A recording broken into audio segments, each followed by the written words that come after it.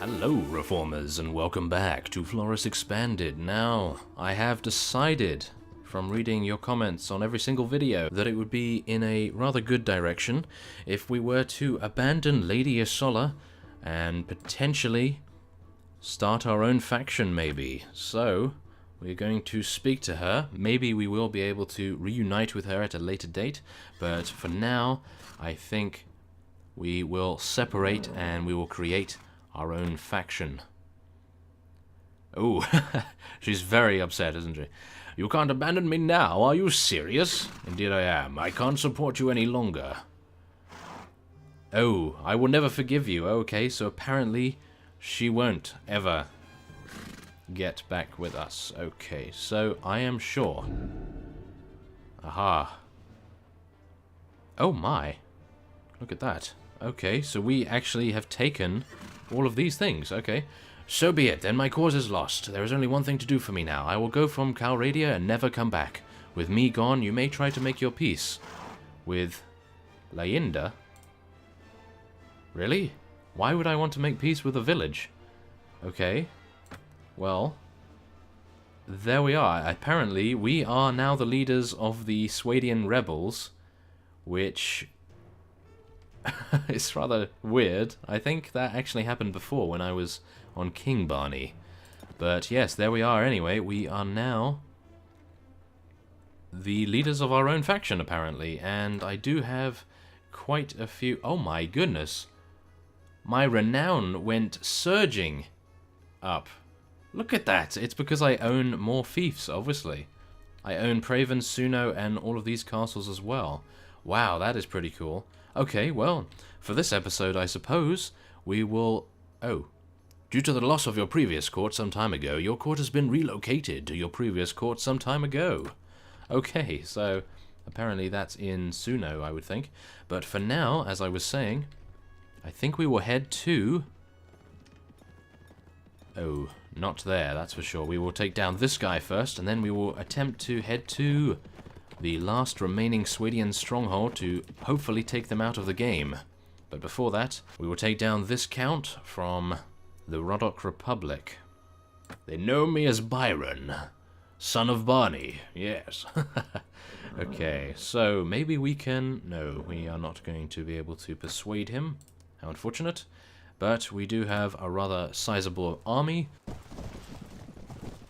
which I have recruited off-screen quite considerably, so hopefully this will be enough to take the final fief under the control of the Swadians at this time. So let's see what we can do here. Let's get some archers. We want to tell them to hold position over there, I think. No, not over here. Oh my goodness.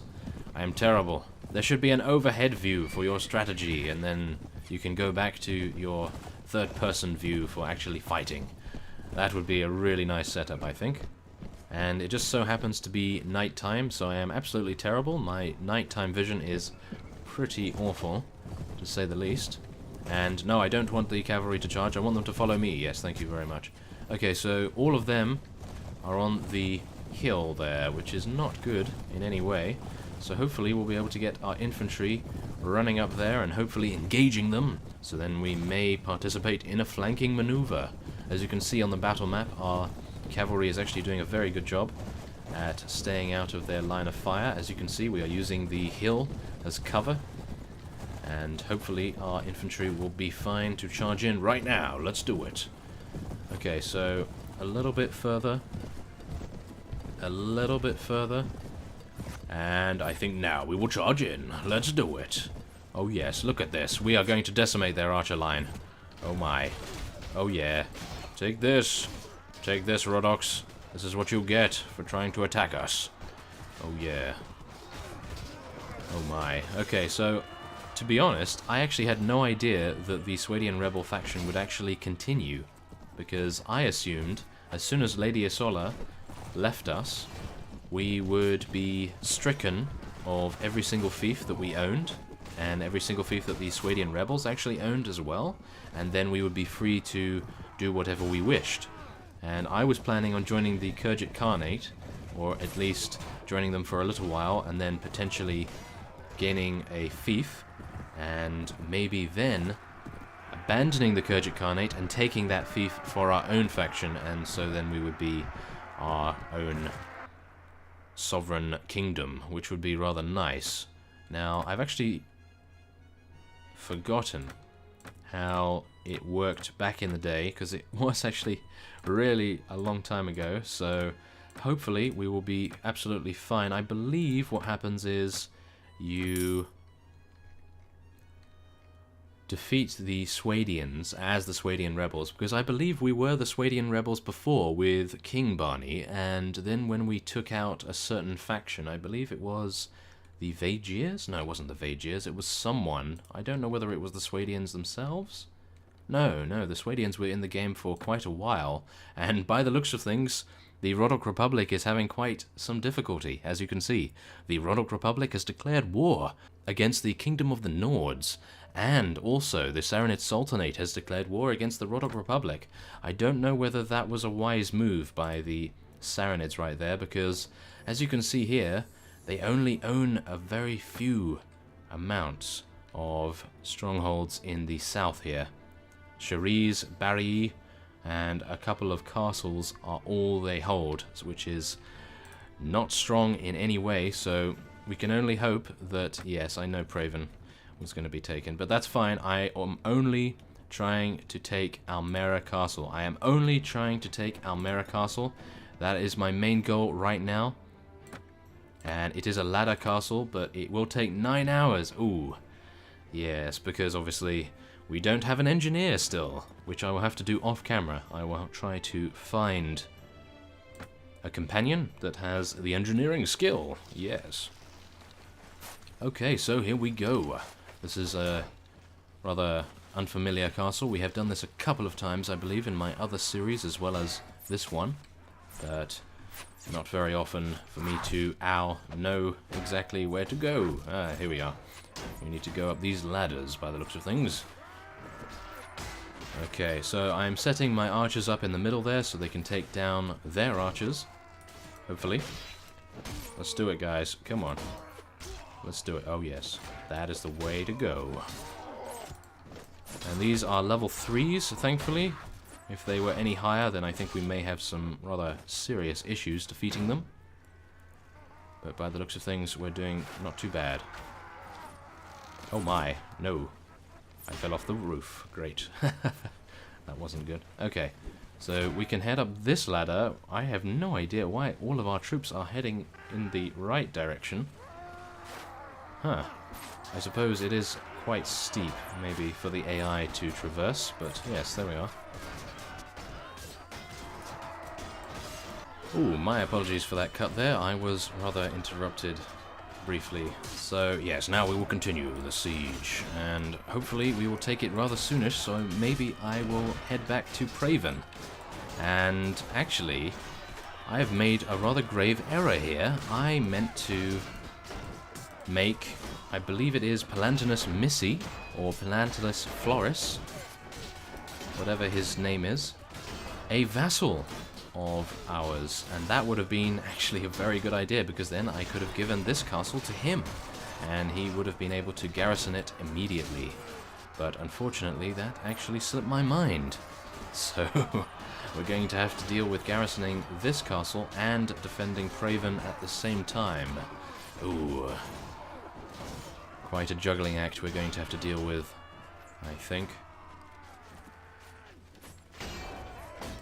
Okay, come on guys, let's do it. Yes, my units are actually very high quality, or enough at least to take this. I'm hoping I won't have to garrison too many here to actually draw so much strength from my actual party, because obviously it would be great to keep as many as possible for a potential large battle at Praven, if that is indeed needed. Who knows? But yes, there we are. Almerra Castle is now under our control, and we get to take him prisoner. Very nice. Okay, these guys are all escaping, and he is a defector from the Nords, and I believe... Oh! Oh, you're not going anywhere, friend. You are my prisoner now. Yes, no. We're going to say you are free to go wherever you want. Yes. There we are. Very nice. And that is actually a Rodok Republic vassal. Oh, how wonderful. I had no idea at the time. Oh my goodness. Okay, well, we do rescue quite a few prisoners, and as you can see by my huge party size, I have no idea how my party size gained that many, because I had 190 at the start when I began the recording, and as soon as Lady Isola left and gave me all of her strongholds, I believe that was probably the reason, but yes, as soon as she gave those up, we gained a huge amount. So I suppose that is the way of things. Very nice, I like that. Of course, it makes me stronger, and I don't get very many deficits from it either, so I only have 100 units less than what is actually here, so let's see. Okay, yeah, I don't really want anything from there, so now let us... Yes, okay, and let your companions collect all the items. Yes, thank you very much. Okay, so I wish to defer the appointment of a lord until I take the counsel of my subjects. I would like to give it to you, though. Oh, yes, okay. Yes, thank you very much.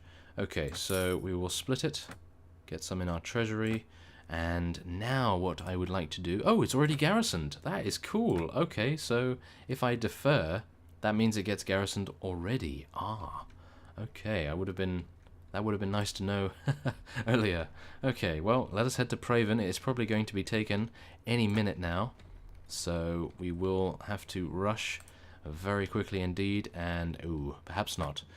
Oh, we've actually lost it to the Rodok Republic, so technically the Swadians should be stricken from the game any time now. We can only hope. Let's just check Uxkhal very quickly. Okay, I think we're actually going to take this because there's only 130 and we can do it so quick, and then we'll go on to Praven and take that yet again. And after all of this is done, I will... Oh, yes. Yes, that's fine. Okay, a number of our prisoners escaped, but they were only regular units, that's okay. But yes, after all of these sieges are done, and hopefully within this episode, I will then take a few days, or I will actually work a little bit harder than I already have been on this series, and I will try to recruit enough units so that we'll be able to potentially take on a few more of the Rodok's fiefs, at least while we're at war with them, because at the moment we are currently the underdog, obviously, in this... Oh my, we can actually destroy this door? That is so cool. In this war, and it would be really nice if we could have the upper hand for once, because at the moment we are pretty much running around and following the Rodoks, being very reactionary, whereas I would prefer to... Really? That door was just a wall?